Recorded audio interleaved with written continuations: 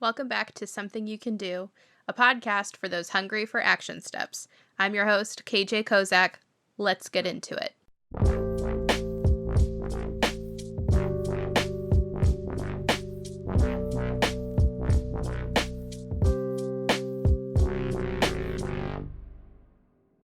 Something you can do is learn about sleep. And I know that goes a little bit against the spirit of the podcast because it's supposed to be about doing, not learning. Everything's supposed to be concrete takeaways. Well, don't worry. You're going to get so many concrete takeaways at the end of this. But sleep is complicated, right? Like it can be such a beautiful thing. I love sleeping, but it also can bring so much stress. And I've struggled a lot to figure out the difference between the sleep issues that are like a problem that I need professional help for and the things that are just like challenging parts of life that are going to require a little bit of discipline and practice. Like, you know how the doctor's always like, oh, get more exercise. And you're like, yeah, okay, if only. But then you start like walking more and actually getting more exercise and then you actually feel better. It's hard to tell, right? Like, where is it? No, the exercise isn't going to help. And where is it? Yeah, oops, when I eat vegetables and I drink enough water and I go for a walk, I feel better. Anyway, I started out with this episode to be something you can do is improve your sleep. And I wanted to have a conversation with my very good friend from graduate school, who I know has been really passionate about sleep for a long time. I figured there'd be some really concrete takeaways that anybody could try that would improve sleep. I should have known better. It sort of evolved because the things that Dr. Kaitz shared totally shifted the way I was thinking about improving my sleep. I thought that I'd be having like a list of concrete black and white tips about like, here are the things that people can do this, do that, whatever. Instead, I got a new perspective on how to think about sleep. And since this interview, like a couple months ago, I've been working on my relationship with sleep. And that's made a world of difference for me personally. So without further ado, I want to share this really informative interview with Dr. Jenesse Kaitz because something you can do is learn more about sleep. And at the end of the interview, I'll share more about what I personally have been doing and how it's changed my sleep with some traditional specifics. Something you can do is XYZ.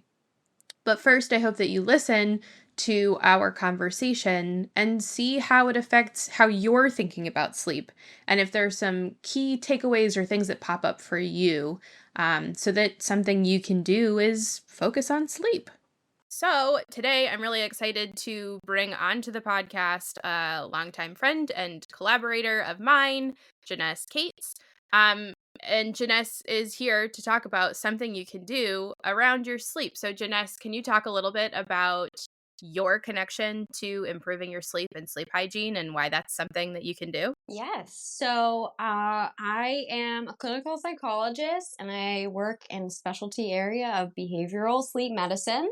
And I work at the VA Puget Sound in Seattle. And so my team is under sleep medicine.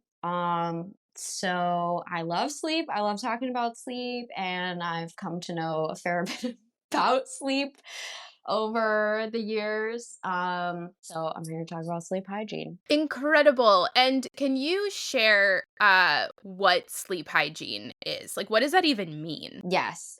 So sleep hygiene basically refers to kind of like the good foundation to set up good sleep.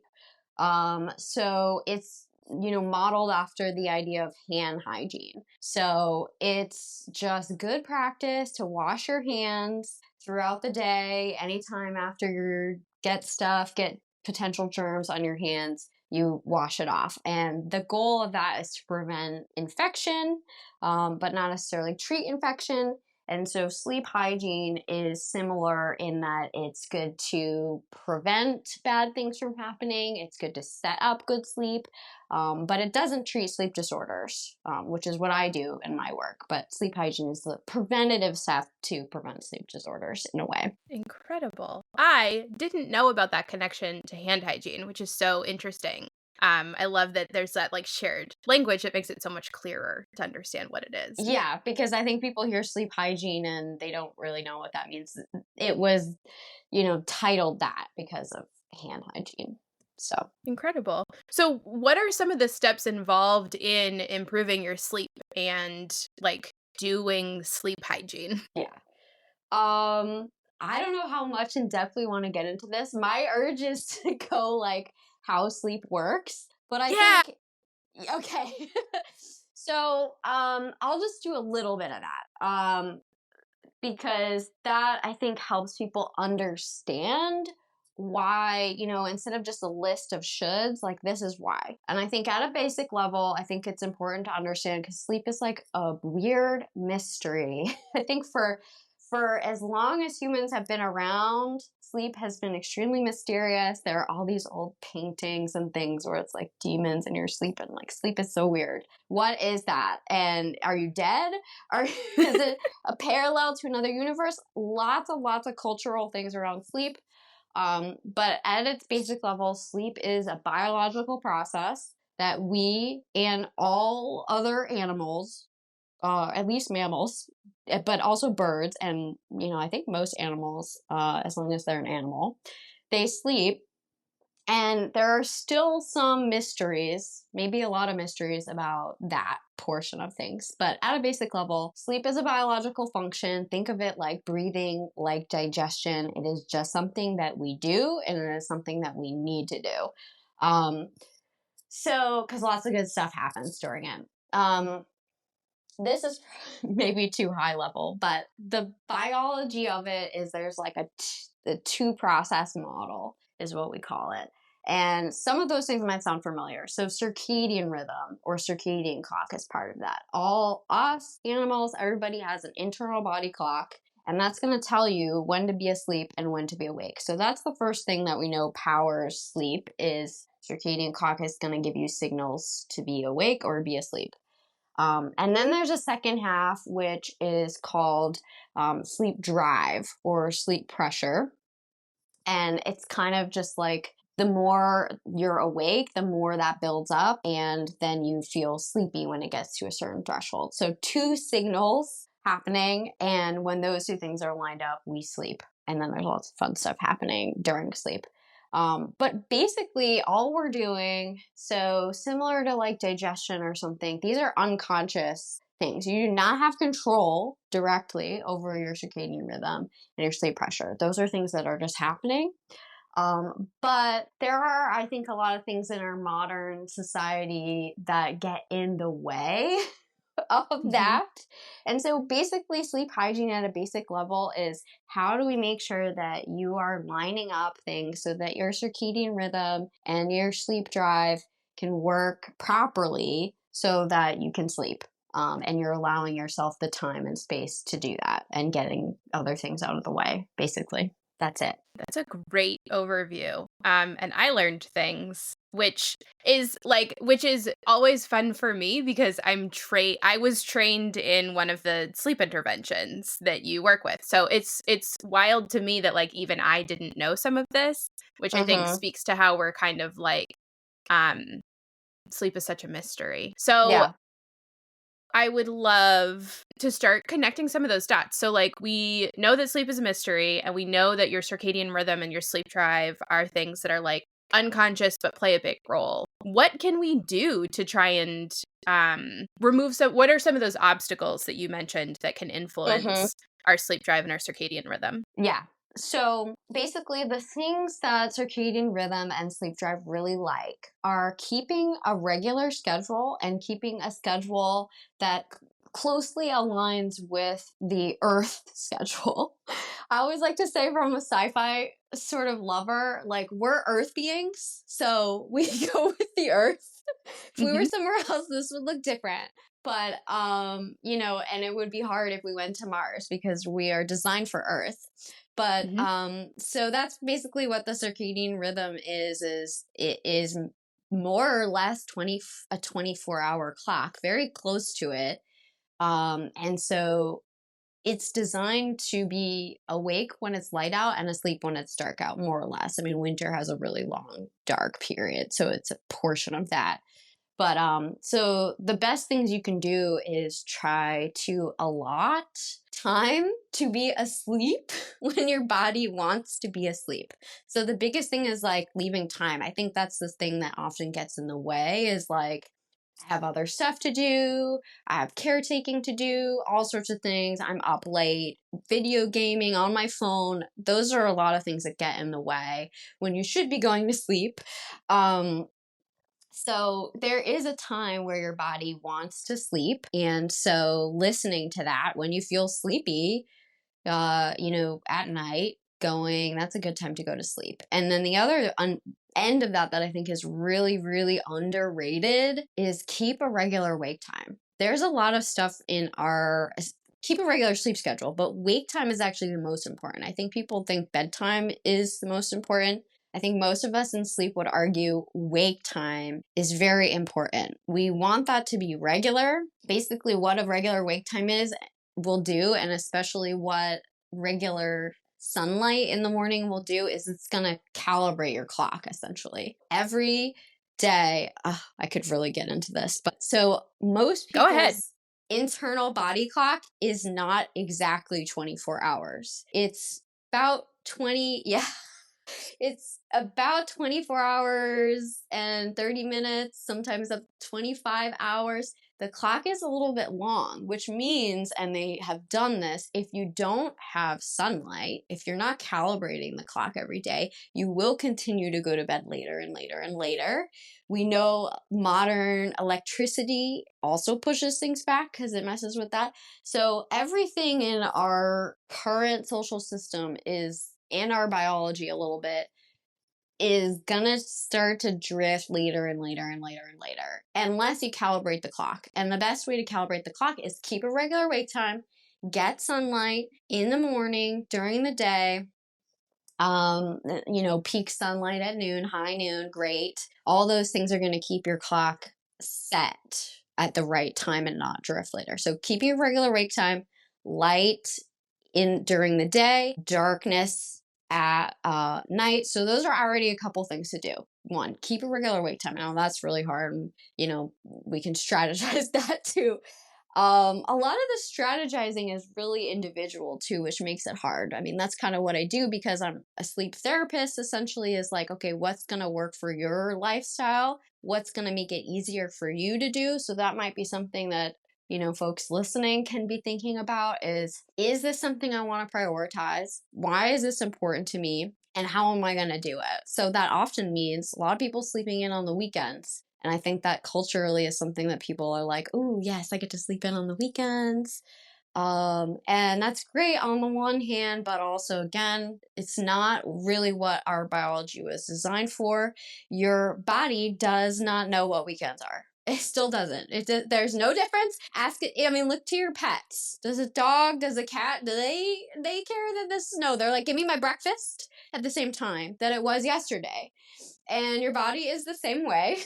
So, Mm-hmm. regular wake time, go to a yoga class in the morning, schedule something for Saturday mornings, go to brunch, whatever it is that's going to get you up. But regular wake time is great. And then get light during the day. Often we're killing a lot of birds with this stone, but like go outside and take a walk. That does so many things, but that is one thing that you can do for your sleep. Go outside, get sunlight every day, And and move your body. does it matter when in the day you do that? Like, are you saying to do that like in the morning, or just like doing that at any point in the day is going to help with some of these Any processes? point in the day is going to help that the sun is out. Yeah. Hmm. Yep. That's And so then the interesting. flips. Yep. Yeah. I mean, the best timing is sunlight first thing in the morning, but also time zones are tricky. Like my sunrise here where I am in my time zone, it's like after 7, 8, and I keep an earlier schedule than that. So it's like pitch black in the morning. So I do use a side lamp. Hmm. I have started using that and I like it. You can get those on Amazon. Can you Um, talk a little bit about what a sad lamp is and how it yeah. works? Yeah. So basically, it's like a little, we call it light boxes because it's like a full screen of light. It's extremely bright. and it's 10,000 lux. So it's meant to basically be sunlight. The way that our clock is calibrated is sunlight entering the eye and going into our brain and sending all sorts of great signals. Yeah, you basically only need to use it like a little bit every morning. The research on this is, I think getting more and more specific, but, for most people, 10, 15 minutes of sunlight, direct or fake sunlight, probably enough to keep your clock on time. Mhm. Um, and yeah, we usually recommend like 30 minutes, but 30 minutes on and off. I usually do other stuff, so that works out. But yeah, you can buy them on Amazon. We use them in like some treatments, both for like depression, which is why most people know them as sad lamps for seasonal affective disorder. Um, yeah, because we're kind of more like plants than we give ourselves credit for. Like we really need sunlight. We really do. Mhm. We actually do.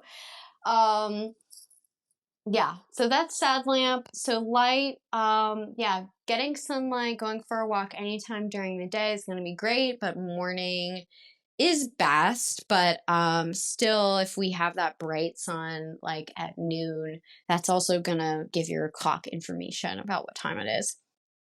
Um, and then the flip side of that is, even though we have electricity that does and lots of screens, that does pose some problems for our circadian clock and light entering your eyes at times when it should not. So basically, if it's dark outside, you should be dimming lights inside. That doesn't mean you have to like be going by candlelight anymore, but it wouldn't hurt. Dimmed lights, um yeah, and I always like to get specific about that because I think a lot of this stuff is black and white or like rigid, and I think that often helps. I think people think that makes it easier to digest, but I think I like the grays, and I think that helps people really understand that, because I think a lot of people have heard for sleep hygiene, like no electronics before bed, no electronics in bed. And it's just something that's so hard to stick to that I think a lot of people ignore it and they're like, I know I should do this, but I'm Mhm. not. And the thing about that is it is a little bit grayer. It's not like most of this stuff like isn't really like Ten Commandments level.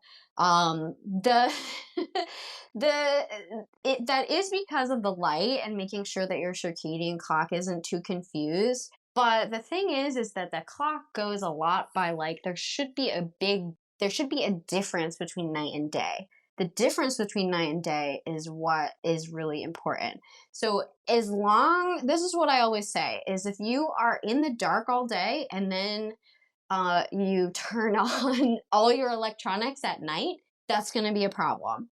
Mhm. If you get sunlight during the day, enough sunlight during the day, and you have a little bit of light from the electronics at night, you're okay. You're probably going to be okay, right? So, sunlight during the day plus dim electronics, ideally at night if you can.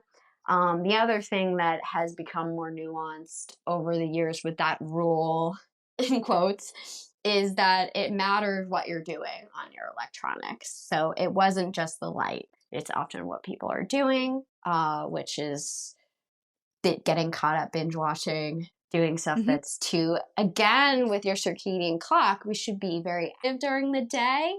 And that should gradually move towards bedtime where there's less activity. So again, there should be a big difference between night and day. You're probably going to have problems again if you lay on the couch all day in the dark and Mhm. then you get up and do stuff and you exercise and you do invigorating things or even invigorating TV shows at night. So um, it should be moving towards bed, which is less active, more relaxing.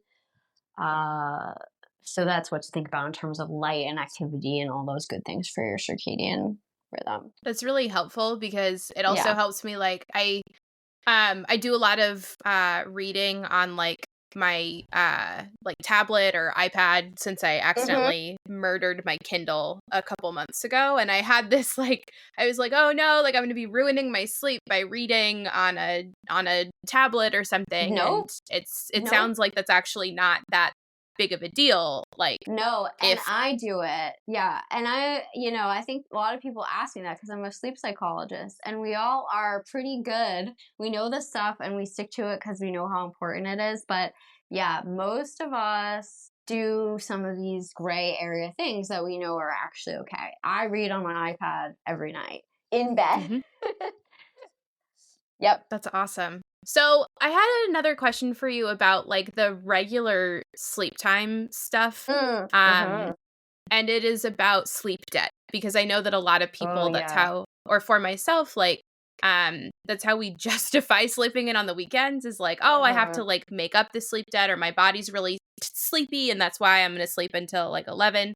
What do you from a research perspective and Yes. from a practical perspective? So this is another really gray area.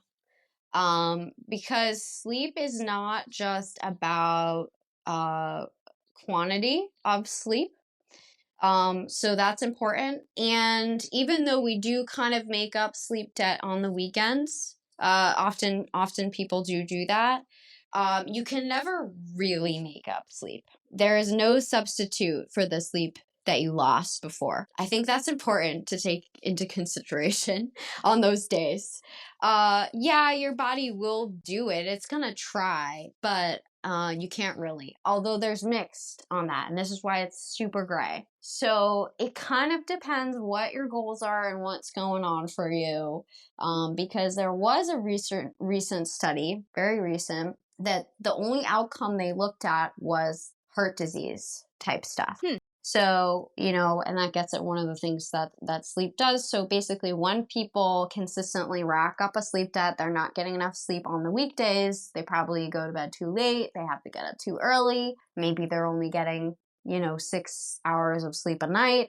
Um, we do see that those people are more at risk for heart disease, heart attacks, all that bad stuff we don't want, because sleep's really important. But what this study found was that you could reduce your risk by making up sleep on the weekends. Mhm. So again, there's a lot of evidence that says you can't really make up sleep, but then there is some evidence that says for some of the outcomes, at least heart disease, what we know so far is you can make up sleep if you make it up on the weekends. Those folks did. Those people who slept in on the weekends and lessened their sleep debt, I guess you could say, did reduce their risk of heart disease. I think basically back to baseline. Um, Mhm. so there's the pro of that. And this never happens, but really the best way to not give yourself jet lag every weekend is to keep the same wake time, Mhm. but go to bed earlier, which is not anything anybody wants to do.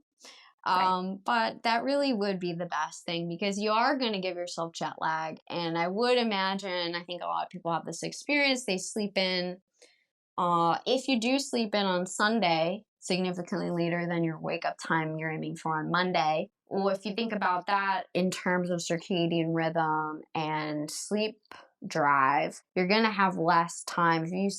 If your wake up time for work is 6 a.m. and you sleep in until 9, you have pushed your clock back 3 hours, which is a whole three time zones.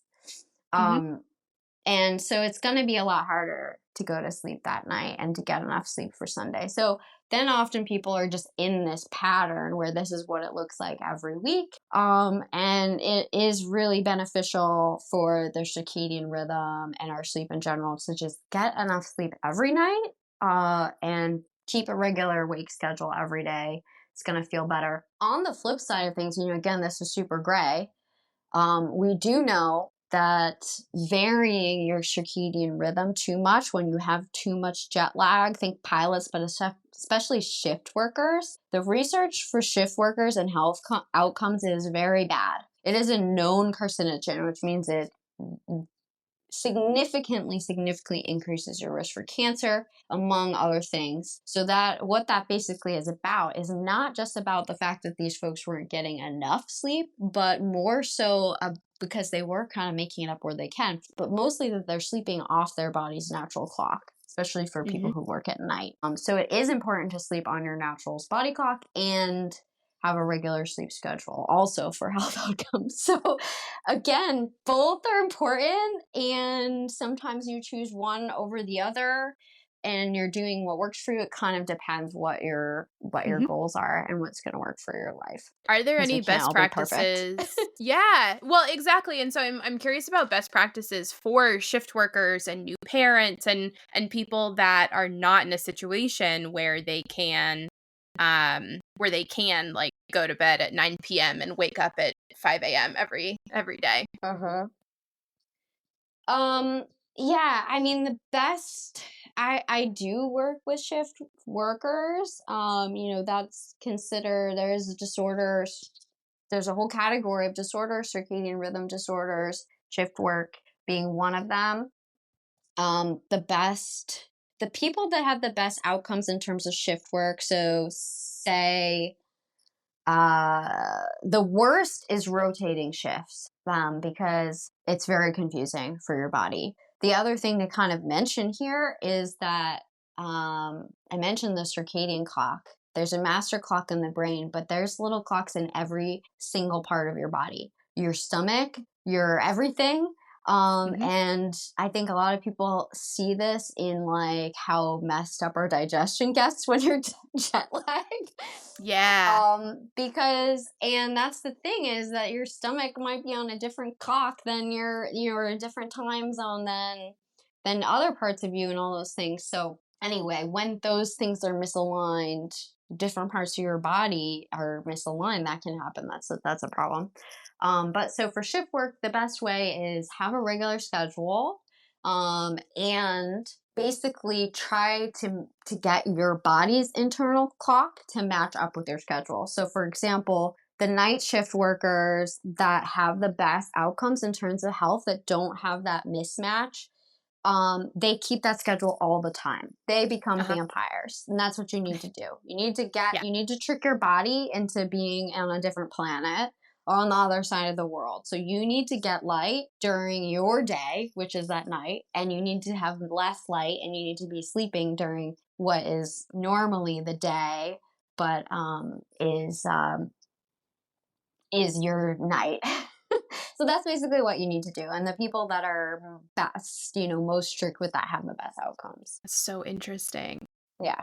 A- And so my next question for you is about naps. I love naps. I have a Oh, hard time. I yes. know. I have a hard time getting through the day sometimes without a nap, and so I'm curious about like what your professional opinion is, what the research suggests. Like, are there good Yeah. naps? Yes.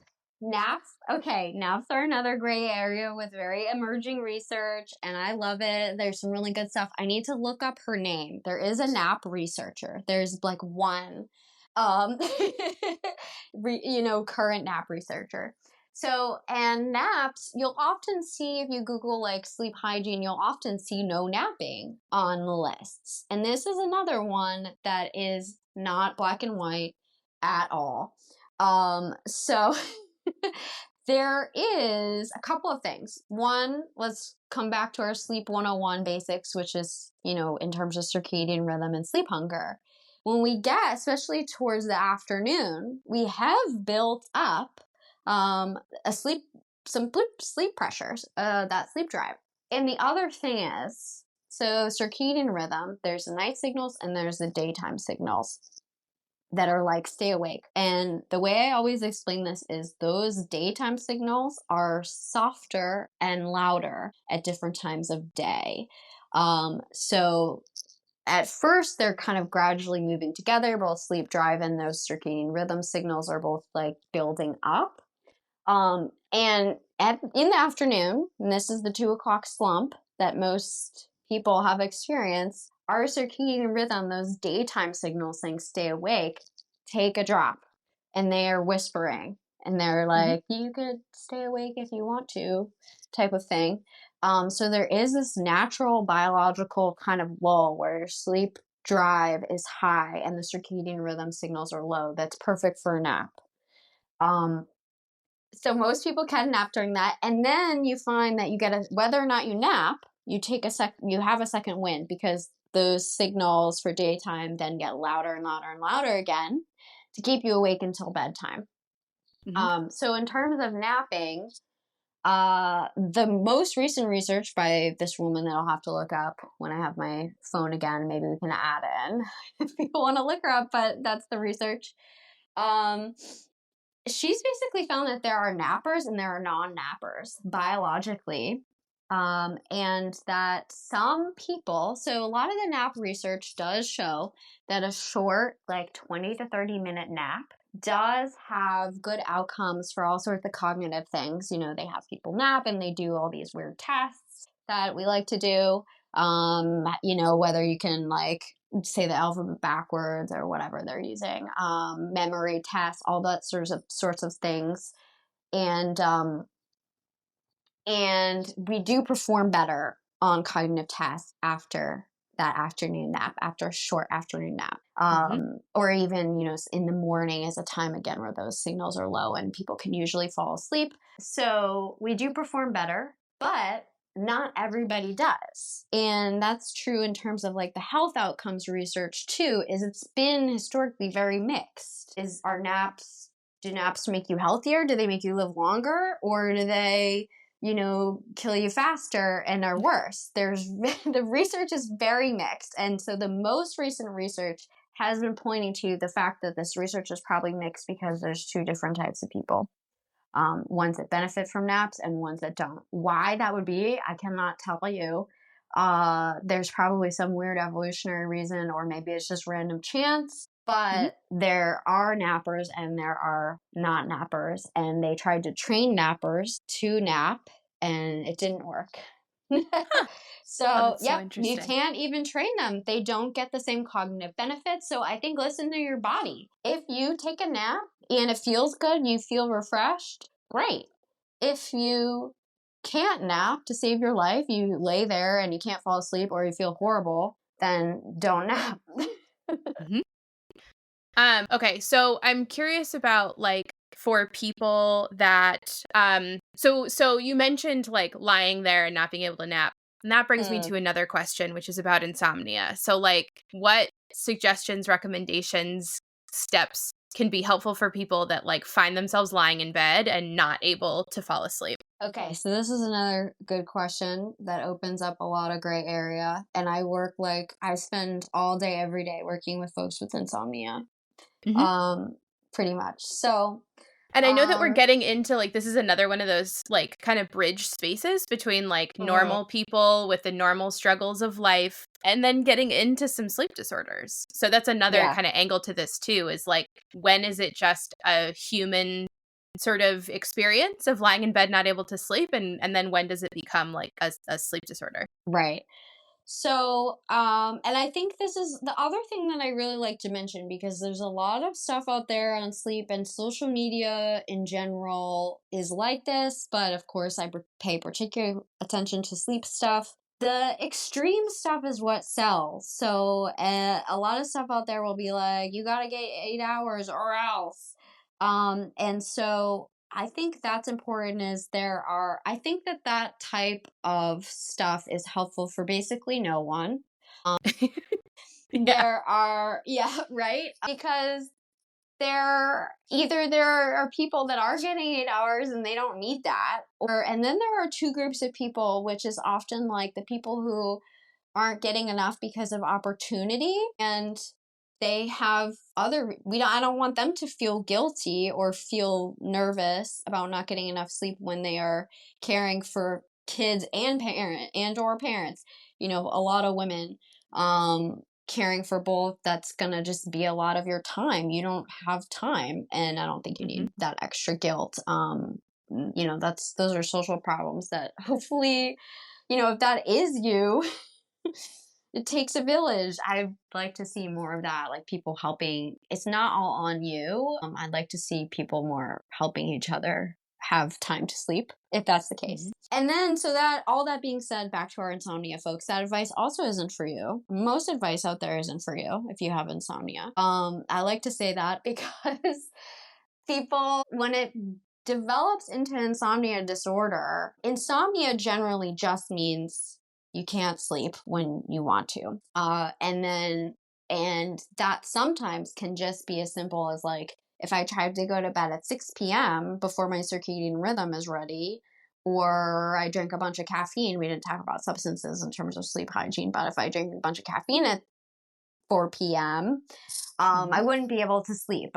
And it's kind of insomnia that day, but it's not an insomnia disorder. What puts that as a sleep disorder is the length of time, which the requirement is at least 3 months. Most people I see have it for a lot longer than that, but at least 3 months. And, basically more days than not, you have trouble falling asleep or staying asleep, and it causes you distress, which is like a clinical requirement for everything, basically. If you don't worry about it, then it's fine. And I think insomnia disorder, from what I see, is mostly about worrying about sleep.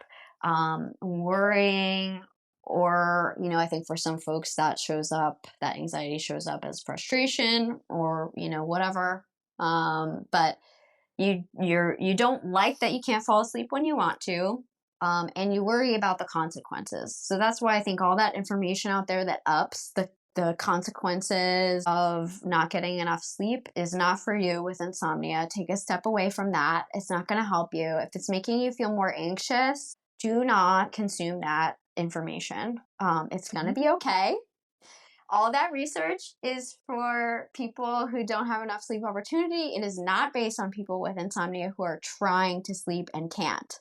That is a different thing. So I think that's important to know. Take a step back. You're going to be okay. I know this is really stressful, but you are not going to die from one night of lack of sleep or whatever else social media is telling you. And you already probably have a lot of evidence that you have been okay, and have been surviving. So, what to do for insomnia? Some of the rules are different. You should follow basic sleep hygiene. I think this is how we often frame it from sleep experts out there, is like, if you, similar to hand hygiene, if you do all the basic sleep hygiene stuff, you're keeping a regular schedule, you're giving yourself time to sleep, you're limiting caffeine, you're limiting alcohol before bed, you're making sure to get light during the day and dimming things at night, all of those good things, and you still get in bed and you're tossing and turning for hours, then, I think that's important. Again, sleep hygiene is not a treatment, it is prevention. So if you have done all those things and you have trouble, that's when it's time to think about sleep disorder, which in an ideal world, and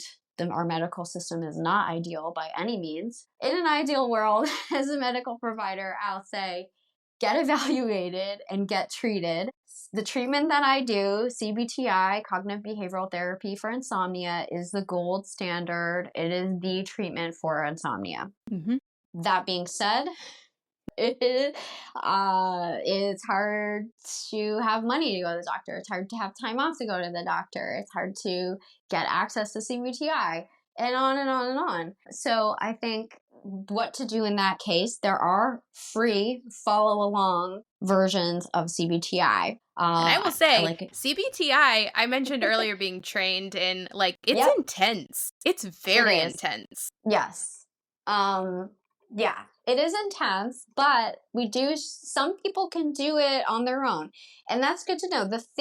Some of them might look familiar. Some are sleep hygiene things, because again, that's a good foundation for sleep. Some of the things that CBTI will ask people to do are a little different, and they are often very counterintuitive, which is why people can't get out of it themselves. Basically, how we see insomnia is basically a habit that forms, and then you're in a vicious cycle. So it's often really hard for people to get out of on their own, which is why you kind of have to do things that are very counterintuitive, which is a lot of what CBTI is, to retrain your sleep and those habits around sleep. So that's basically what CBTI is. Which is, and number one is if you find, again, for most people, I want them to give themselves around an 8-hour sleep opportunity to sleep because that's probably how much your body needs. But side note that I should have said before, again, 8 hours is not a 10 commandment. It is a statistical average for how much adults need sleep. Yep. Statistical Yep. average. And it's a bell curve. So most people are going to be there, but there are going to be people that need less and there are going to be people that need more. Listen to your body and how much sleep you need if you're feeling good or you're not.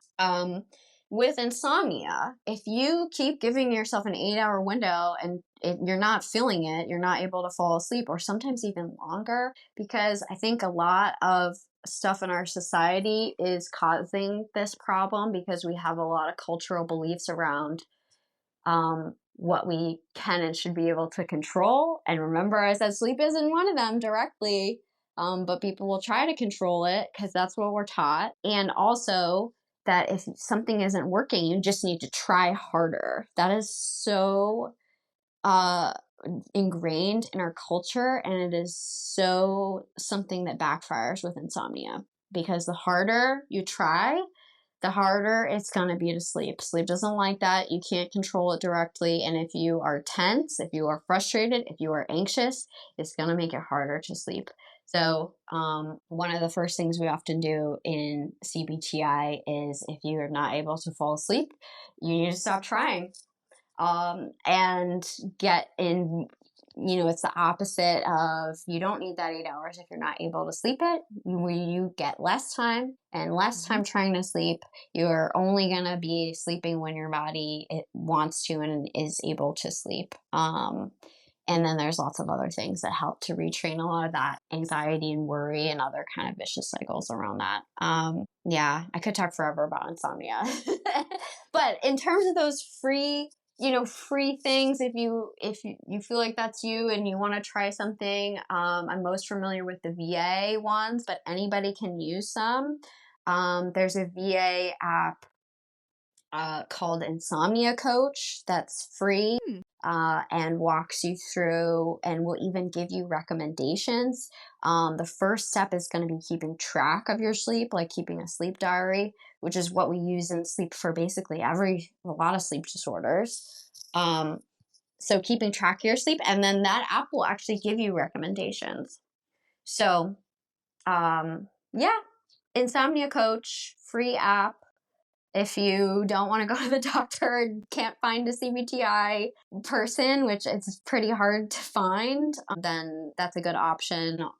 We have a website, a Path to Sleep, I think it's called, which is also a free online program that'll also like do some stuff to rule out sleep apnea, which we didn't even get to. Whatever, there are other sleep disorders that are good to rule out if you are having trouble sleeping or your sleep isn't feeling restful, even though you feel like you're doing everything right. So before we wrap up, I'm wondering if you can just like rapid fire some things that that are signs that people might want to go to a doctor. Because like we didn't talk about sleep apnea. There's a lot of stuff that gets normalized. For example, if you snore like a chainsaw. So like, are there maybe like a quick list of things where it's like this maybe isn't normal, or these are red flags that you look for when you're screening for sleep conditions? Yeah. So I think at a basic level, again, if you feel like you're doing everything right, you're doing sleep hygiene, you're allowing yourself enough time to sleep, and you are still, especially like really sleepy during the day. And by sleepy, I mean something very specific because there's sleepy and there's tired, which a lot of us are tired. But if you are nodding off during the day, and you're getting enough sleep every day, Mhm. you should probably see someone. That's a big one. If you're getting enough sleep and you find you're nodding off during the day, that's a big sign. Snoring very loudly is definitely a risk factor for sleep apnea. Um, but especially more and more with the sleep apnea stuff, because everybody has breathing pauses while they sleep. Mhm. that a certain amount are normal, but too many of them is going to put you like in a level of sleep apnea. And the most important thing when we're thinking about treating whether or not you should treat sleep apnea is how you feel during the day. So again, if you find that you're nodding Interesting. off during the day, you're really sleepy during the day, or you're just never feel rested. Like sometimes people with sleep apnea will be like, I just could sleep all day. I could sleep 10, 12 hours and it doesn't matter. That's probably because your sleep isn't restful.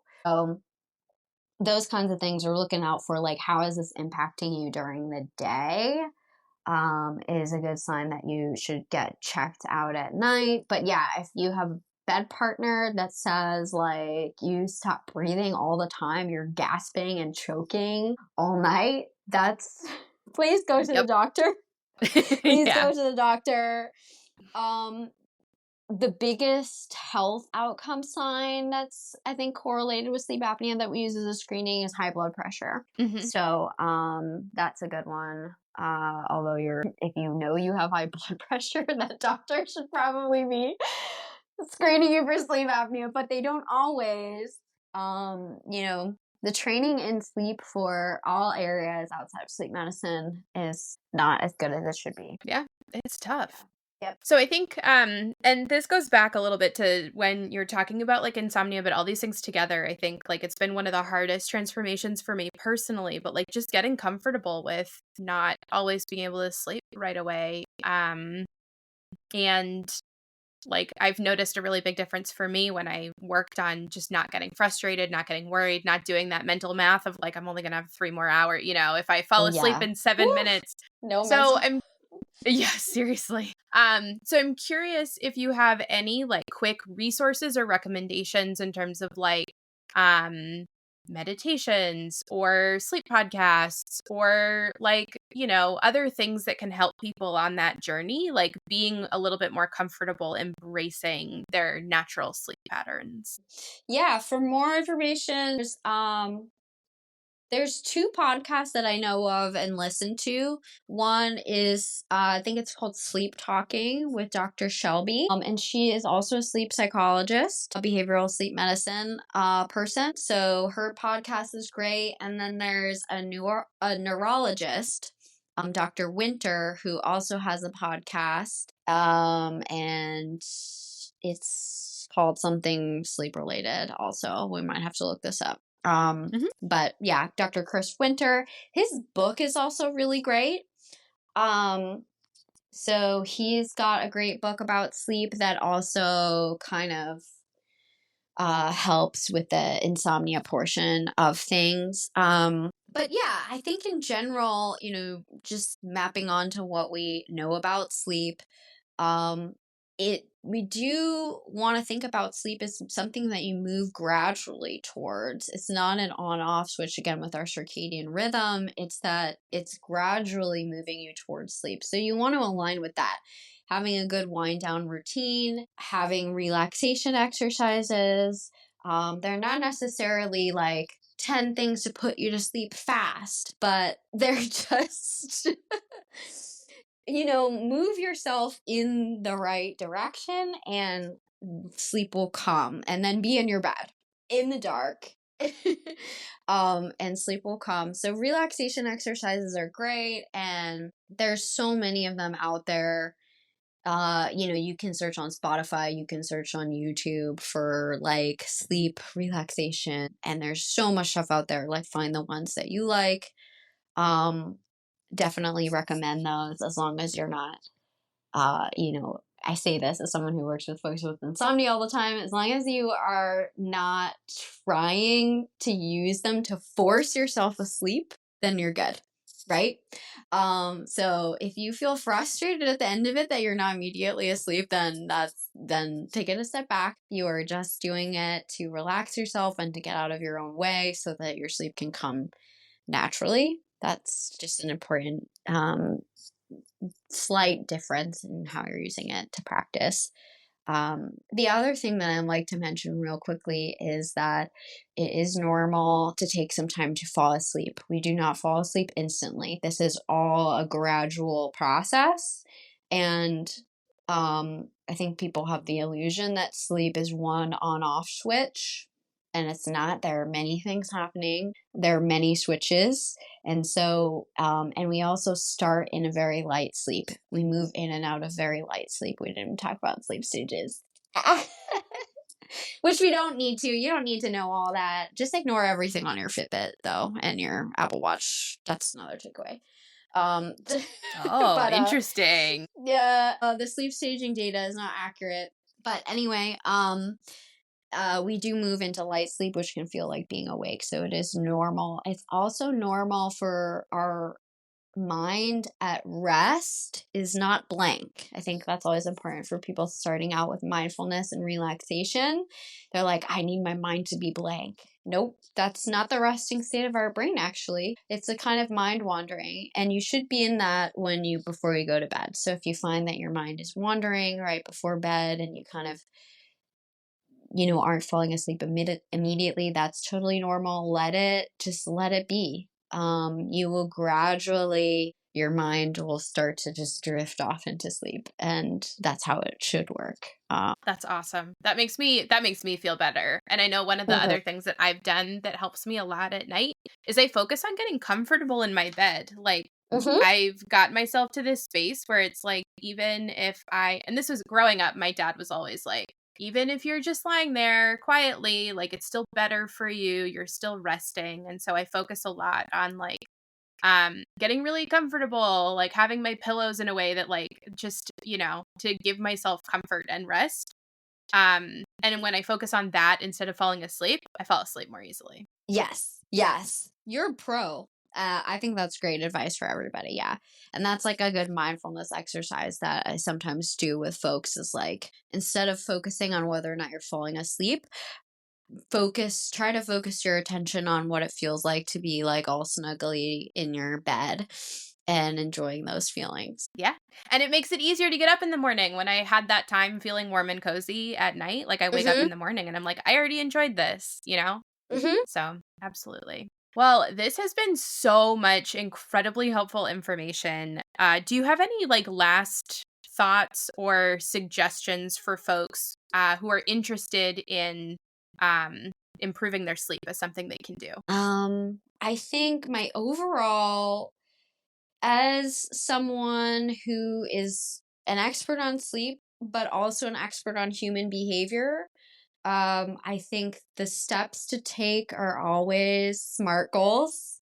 Hmm. So think about small, very specific, very measurable, very achievable things that you can do that are relevant to you. Those are things that you want to do, not just what you think you should do, but like, okay, I'm having trouble, like Mondays just feel the worst, and I want that to get better. So maybe you're like, maybe I just give it a try for a week, having a regular wake time every day, including on the weekends.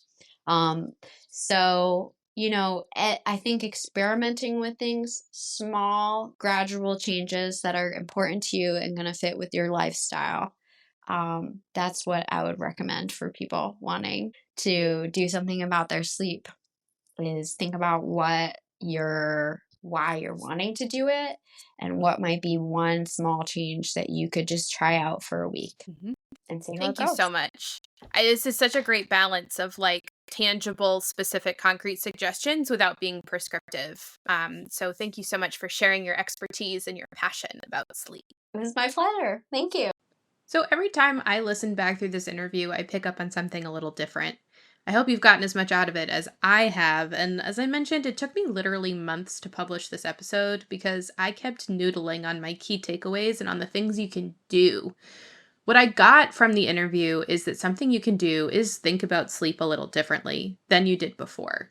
Sleep isn't black and white. It's not do this and you'll sleep well or do that and you'll sleep poorly. Although obviously there are some of those things. But the biggest change I made was in reevaluating my relationship with sleep. I've spent most of my life with a scarcity mindset around sleep, and so I sneak in extra minutes or hours wherever I can. But based on what I know now about sleep clocks, this has just been creeping me further and further away from the schedule my body needs. And this actually makes sense as to why, for me, I keep sleeping in later and later and later. The biggest concrete action that I've been taking has been changing my wake up time. I've had to accept the hard truth that I'm not a morning person. I used to have jobs that required me to be up and at 'em long before sunrise, but when I'm left to my own devices, I will just sleep and sleep and sleep and sleep. So I can still focus on being consistent with when I wake myself up and when I get out of bed, and acknowledge that I'm just not gonna wake up with the birds on my own. The other concrete action I've taken has been reading before bed. Without the stress and anxiety about screens, I've been able to set up a bedtime routine that helps me unwind and relax. Before, I was so focused on like, oh, I have to turn off the TV 2 hours before bed and my phone has to be in the other room and I have to do this and that. Like, it was making it harder to stick to the behaviors that actually were helping me unwind at night. And was causing extra stress about like, oh, you have to do it right. It wasn't ultimately addressing my real problems with sleep.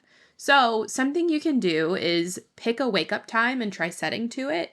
Something you can do is adjust your bedtime routine, take some of the stress out of it. I hope that all of this has helped you figure out something that you can do around sleep. Whether it's letting yourself take a nap, or set a regular wake up time, or tell your spouse that they really need to get checked for sleep apnea, there's always something you can do to improve your sleep. Well, that was something you can do. What did you think? If you enjoyed this episode, please like, share, and subscribe, all those things you do for your favorite podcasts on your favorite podcast platform. And if you didn't like it, that sounds like a you problem. Now remember, this show is called Something You Can Do, not things you should do or things you must do. Some of these things will contradict each other. Some things might not work for you based on your geographic location, physical ability, or personal preferences. And that's okay, because there are many different ways to live a rich, full life. So I hope that you learned something you can do, that you're doing things a little differently, and we'll see you next time.